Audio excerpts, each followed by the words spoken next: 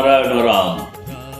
যখন নির্বাচন আসে, রাজনৈতিক দলগুলি ভোট পাওয়ার জন্য সকলের কাছে আবেদন করে। তারা ভোটে জিতলে জনসাধারণের জন্য কি কি কাজ করবে সে বিষয়ে অনেক প্রতিশ্রুতি দেন, কিন্তু জয়ের পরে তারা কোনো প্রতিশ্রুতি পালন করে না। যে জনসাধারণ রাজনৈতিক দলগুলিকে ভোট দেয় তারা সেই দলের নেতাকে চেনেন না, জানেন না সে কি প্রকৃতির তাও জানেন না, নেতা সমাজে কি ভালো কাজ করেছেন সেটাও জানেন না। জনসাধারণ যাকে ভোট দিয়ে গদিতে বসান তারা তাঁর কাছেই মাথা নত করে। আগে একজন রাজা থাকতেন, আজ তো ঘরে ঘরে রাজা রয়েছে, ঘরে ঘরে চোর রয়েছে। সমাজবাদী পার্টির নেতা মুলায়ম সিং, তিনি সমাজের পক্ষে কোনো ভালো কিছু করেননি। তিনি মানুষকে জাতপাতে বিভক্ত করেছিলেন। তাই মানুষকে বুঝতে হবে কোনটি ভুল এবং কোনটি সঠিক। একদিন সূর্য যদি শেষ হয়ে যায় তবে আবার একটি নতুন সূর্য আসবে। যদি পৃথিবী শেষ হয়ে যায় তবে আবার একটি নতুন পৃথিবীও আসবে। মানুষের প্রকৃতির ভিত্তি থাকা উচিত, মানুষের প্রকৃতির নীতি গ্রহণ করা উচিত। জল, বায়ু, মহাকাশ, পৃথিবী, সূর্যের যে আদর্শ রয়েছে সেখানে উঁচু নিচু জাতপাতের ভেদাভেদ নেই। পৃথিবী সবাইকে একই দৃষ্টিতে দেখে, কিন্তু মানুষ তাকে বিরক্ত করে, ক্ষতি করে। তারা পৃথিবীতে ঘর তৈরি করে, পৃথিবীর নানা রকম ক্ষতি সাধন করে। পৃথিবীর যেখান থেকে কয়লা তোলা হয়েছে তা ঠিক করার দায়িত্ব কার? সরকারও তা ঠিক করে না, কারণ সরকারের মধ্যেও অনেক নেতা রয়েছেন যারা চোর।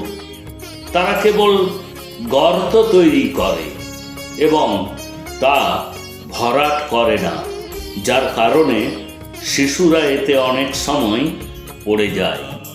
যে ব্যক্তি ধ্যান করে না সে নিজেকে চিনতে পারবে না, নিজের পূজা করবেন না, নিজের চেয়ে বয়স্ক মানুষকে ভালোবাসবেন না। সেই ব্যক্তি অবশ্যই মারা পড়বে, কারণ প্রকৃতি কাউকে ছাড়বে না। মানুষ মানুষকে হত্যা করে, সে তো একটি মাধ্যম মাত্র, মারে তো উপরওয়ালা। সমস্ত ছোট দেশ একদিন এক হয়ে যাবে এবং এশিয়ান ব্লক তৈরি করা হবে। ভারতের মানুষই এশিয়ান ব্লকের নেতা হবেন। এশিয়ান ব্লকে প্রকৃতির কথা বলা হবে। যদি কোনো ব্যক্তির একটি ছোটখাটো রোগ হয় তবে তাকে বড় করে দেখিয়ে তাকে লুট করা হয়। তাই আপনি যদি একটি সহজ সরল জীবন যাপন করেন তবে এসব করার দরকার নেই।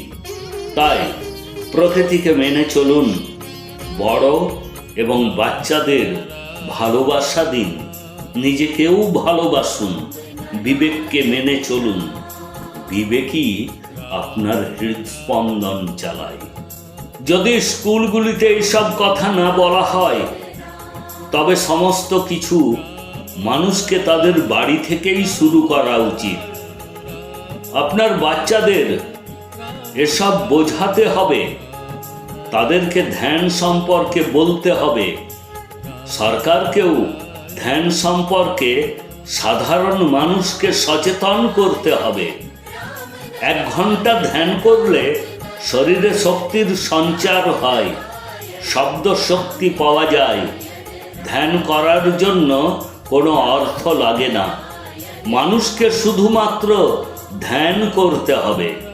মানুষের ভাবনা মানুষের নয়, চিন্তা ভাবনা মানেই হলো বিবেক।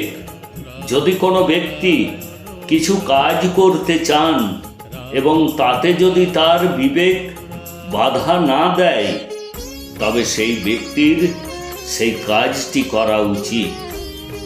প্রকৃতির সংবিধান পৃথিবীতে আনা উচিত, যাতে একটি নতুন দেশ, নতুন চিন্তা ভাবনা আসতে পারে, নতুন মানব সমাজ তৈরি হয়। অতএব রামনারায়ণ রাম জপ ও ধ্যান করতে থাকুন, এতে আপনার মনে শান্তি আসবে।